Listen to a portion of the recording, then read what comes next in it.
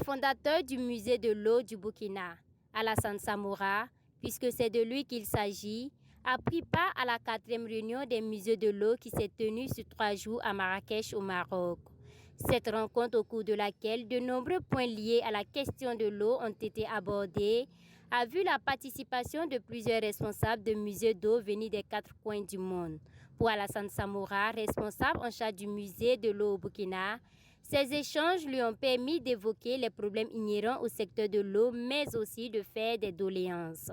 Au cours de cette rencontre de Marrakech, qui a eu lieu en 3 jours, nous avons pu donner d'abord notre présentation du musée de l'eau du Burkina, qui transige avec les autres musées, parce que nous avons une approche totalement différente. On a essayé de montrer un peu le musée de l'eau, en quoi il impacte un peu sur la problématique de l'eau au Burkina, en quoi il est important pour l'éducation des jeunes, en quoi il peut influencer les politiques en termes de culture de l'eau. Tout ça, on a essayé d'expliquer. Et on est aussi resté sur un sujet assez intéressant, c'est la question de l'eau et la question du terrorisme. Parce que nous sommes un pays actuellement en pleine crise sécuritaire, et nous avons expliqué que les terroristes, en dépit des exactions qu'ils font sur les personnes, notamment les tueries, les viols des femmes et des enfants, les enlèvements des personnes, nous avons dit que les populations, les terroristes s'attaquent aussi aux points d'eau, notamment les cours d'eau comme les barrages, les bonnes fontaines. Après, ils sabotent tout ça pour que même les animaux n'aient plus accès à l'eau. L'importance de l'eau n'est plus à démontrer, d'où la nécessité de sensibiliser les populations sur les questions de cette ressource, selon Alassane Samoura. Pour lui, il faudra également envisager à créer des musées d'eau afin de fédérer les populations de 9 pays africains qui partagent le Nil, ce qui permettra d'éviter une éventuelle guerre entre ces pays.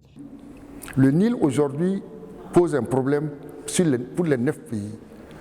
Parce que déjà, on voit qu'avec l'Éthiopie qui est en train de créer ce qu'on appelle le barrage de la Renaissance, dont les mises en eau vont certainement se faire sous peu, qui déplaît beaucoup à l'Éthiopie, déjà des bruits de bottes sont là, et il n'est pas exclu qu'un beau jour, l'Éthiopie et l'Égypte se rendent en pleine guerre. Et ça va être dommageable pour toute l'Afrique. Si encore on crée un problème lié à l'eau, et toute la sous-région va s'embraser encore. Déjà qu'en Afrique de l'Ouest, ce n'est pas intéressant. Alassane Samoura a également saisi l'occasion pour interpeller les 2 ministères de tutelle que sont le ministère en charge de l'eau et celui en charge de la culture, à faire la promotion des musées tout en les invitant à apporter leur soutien, surtout financier, au musée de l'eau. Malheureusement, de tous les gouvernants qui se sont succédés dans ce pays, ils n'ont jamais pris en considération la dimension culturelle comme une dimension éminemment importante. Et c'est des choses qui nous rattrapent toujours.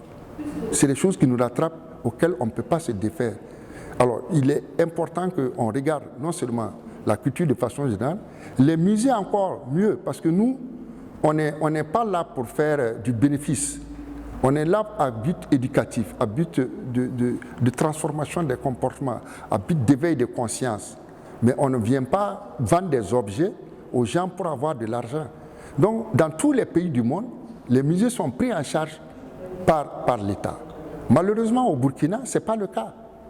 On demande même du personnel pour nous appuyer. On nous dit, allez-y former des gens à l'ENAM pour appuyer votre personnel. Rappelons qu'il existe à ce jour 2 musées de l'eau en Afrique, celui du Burkina Faso, qui a été le premier musée créé en 2005, et celui de Marrakech. La prochaine réunion se tiendra dans la ville de Porto, au Portugal.